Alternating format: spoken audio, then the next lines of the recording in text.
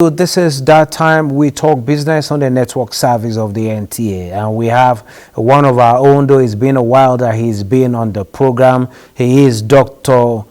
Nachuku Anakwenze. He is a Nigerian born in Edo State. He hails from Abagana town in Jikoka local government area of Anambra State. He is all the way from California. He's joining us from California at this point in time. If we want to talk about who he is, he's a practicing physician, but at the same time, he was a former presidential candidate of the People's Democratic Party. Dr. Anakwenze, you're welcome to Business Express. Thank you. At this point, Doctor, I want to take you through happenings around Nigeria. I know you keep in touch with their homeland. It's something you do periodically, and I'm sure this is towards the end of the year. This is another time, at such times, you pay visits. I don't know whether you're planning to visit. Yes, I visit every 3 months. I'll be there in December. So okay, great. I'll be there in December. Okay, great. So we just have a month to touch down, to your touchdown in country. A lot of things have happened in the political sphere. Let's start from the political sphere as it's related to Nigeria's economy.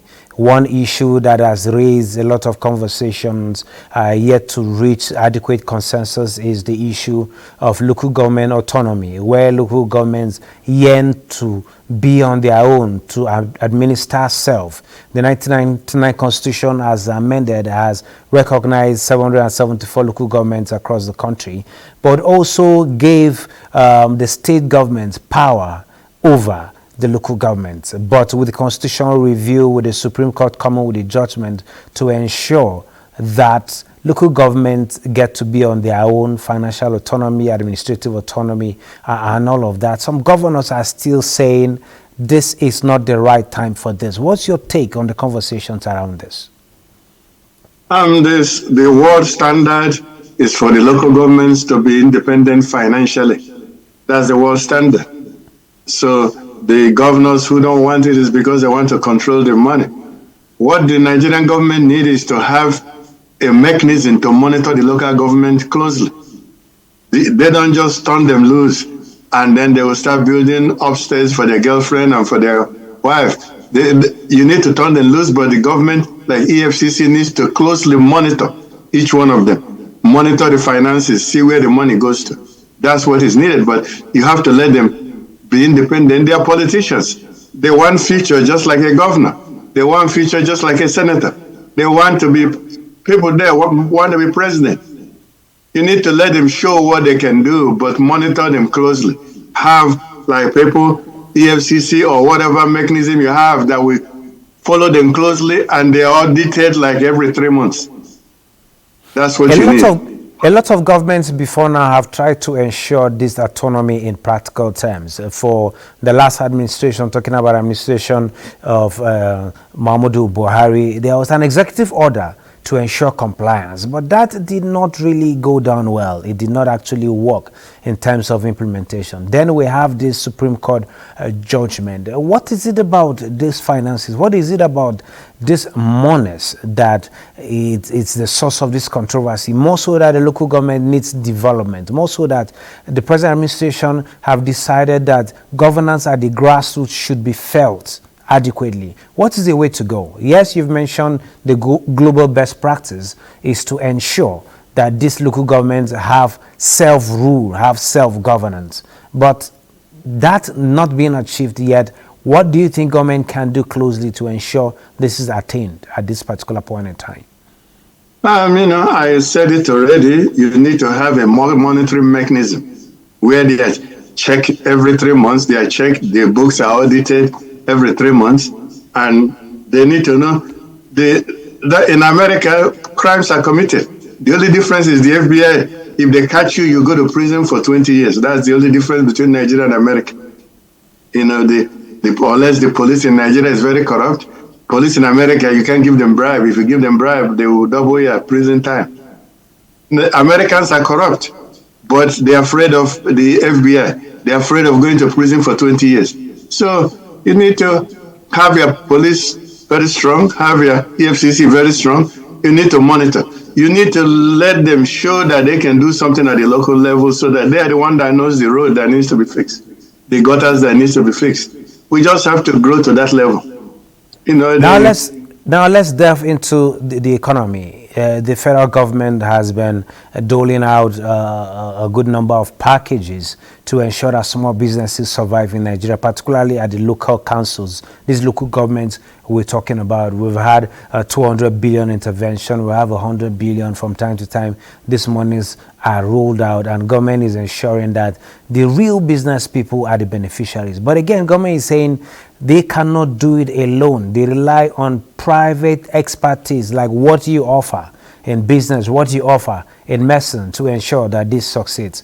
What do you think can be done to ensure that we record much success in this light? If you listen to the politics we're doing in America now, the lady is offering incentive for small businesses. Small businesses is the engine of the country. Nigerian government can never, and they will not be able to provide job for all the Nigerians. It's the businesses that do that. Small businesses. The government give them incentive. At the end of the year, they reduce their taxes. They can waive some expenses off taxes.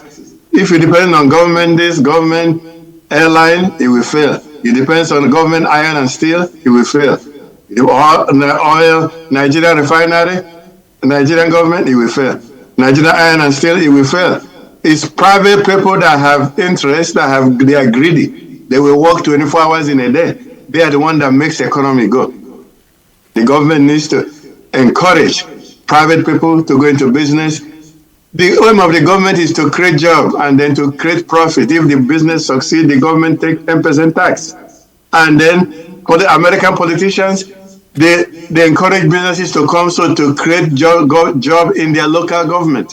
American politician, congressmen, they lobby businesses to come to create something in their local government. The politician make sure that they get the land, maybe for free. They have electricity, they have road. They give them incentive to open. The politician's interest is to create jobs for his people, for his local government. That's what they do. It's only private businesses that makes economy run. Government own this and government own that is not going to work. Don't you see Russia? Government in Russia, everything is government owned. It's a failure. In America, the economy is too much, too big, too powerful. Nigeria can be a great country if you have good leaders. Lack of good leaders is the problem that Nigeria has. Talking about the challenge of leadership. Tomorrow is a D-Day in America, where Americans will go to choose who becomes their leader. What is Nigeria to gain from all of this? Whether it's Trump, whether it's Kamala Harris. Looking at their campaign so far and their foreign policies, what should Nigeria be expecting? More so at this time that a lot of Nigerians are finding their way out, talking about the Japa syndrome. You yourself, following your story while you were here, you went to America as a student. I never came back. Are those opportunities still there? Yeah, Nigerians are coming here a lot. Nigerians are doing very well in America. Nigerians are ranked the top 5% of America. Nigerians are very intelligent and they're very smart. They can compete. If you put a Nigerian in the right environment, they will go all the way to the top. So Nigerian nurse will live there. They come here, they're making $100,000. The doctor will leave Nigeria, they come here, they're making $3,000. It's true. So there's brain drainage, but there's nothing wrong with that because they are not being paid in Nigeria. They have to wait for salary for 6 months. They are not paid, they are paid peanuts. So brain drainage will continue. There's nothing wrong with that. Then you just have to train more people in Nigeria because the brain drainage will continue. Okay, talking about training more people. Talking about training more people to reduce the brain drain. For you who is in diaspora, what are you doing to ensure you come back home and share part of the experiences, not just the experiences, build capacity for the younger ones so that we don't have Nigerians moving out in droves to America to get what you are enjoying there? Why can't we have it back home? In America, I'm not working for the government. I have my own company. The more I work, the more I make. In Nigeria, you have to bribe to do this, bribe to do that, bribe to do this. If you want to do anything, you have to pay bribe. That's why we're running away. But I come to Nigeria every 3 months. All those people who have left in brain drainage, they all send them money to Nigeria. If you check, more than $50 billion come to Nigeria every year. It's all these people that left are sending it back. They are getting experience outside the country. They're improving their skills. They're sending money home. The money we are sending home is more than what the whole Nigerian economy generates. Go and check. Nigerian whole economy, I'm sure it doesn't make up to 25 billion. Yeah, we're talking about diaspora remittances. Yeah. It goes to Nigeria, and we're using it to build things. I'm building factories at home. I'm not depending on government. I have agro businesses. I have bottling company. I have piggery. I have fishery. I'm cultivating rice. I bought 1,000 acres. I'm participating in the private sector. I'm using the money to come and build industries, and I'm helping young people. My interest is to help young people. What is your suggestion in terms of finding a way out, getting out of this? Is it about our culture? Is it about discipline?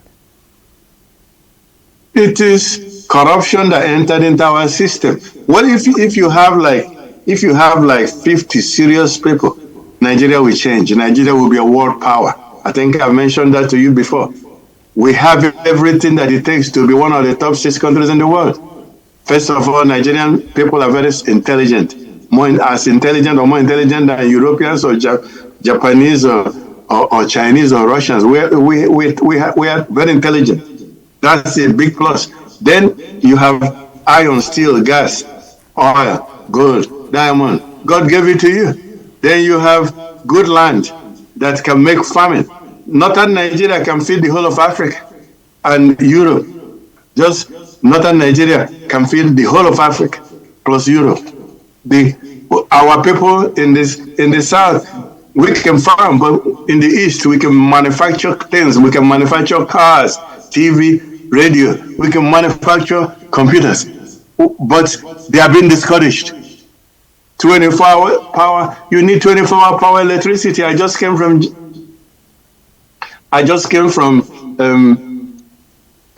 Jamaica.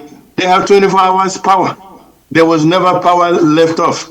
If you have 24 hours power, Nigeria will be very big, very well developed, very good economy. We can make things like in the eastern part of the country. We can manufacture things like Europeans. Talking about your contributions in changing Nigeria. Yes, you're creating job employment, you're building businesses, and we're talking about in terms of active politics. Are you considering that? Not taking a job in Abuja, but contesting, running for office. I ran the last time. I will run again in 2007. I offer myself, but Nigerian people have to accept me. I'm the one that can change the country. If you have 50 serious people, Nigeria will be a world power. Your closing thoughts at this time. Tell us what we should learn from the transition that is going on in America, talking about democracy, what we should learn from the economies for us to become the superpower that we yearn for. Like American people bring the best from all over the world. If they see you are smart in China, they will bring you. They see you are smart in Africa, they bring you. Anywhere you are, First 11, they will go and bring you. That's what you need to do in Nigeria. Bring the best people from all the different tribes, regardless of religion. You will have first-class team and you will win. Our people are very intelligent. There's nothing wrong with Nigerian person, man or woman. There's nothing wrong. God gave us everything. You don't have earthquake, you don't have tornado, you don't have the kind of fire you have in America. You have everything. The only thing you have is corruption. People are voting for tribe, they're voting for religion. That's why you're not doing well. Get past that and let's train our youth. Offer them scholarship, train them for free. They will help build Nigeria. God wants Nigeria to be a world power. We're supposed to be sitting in the United Nations with veto power like America and China and Russia. We'll get there. We are the ones that are supposed to be representing black people. Thank you, Dr. Nwachukwu Anakwenze, for your thoughts at this particular point in time. Looking forward to have you to continue this conversation, possibly after the U.S. general elections.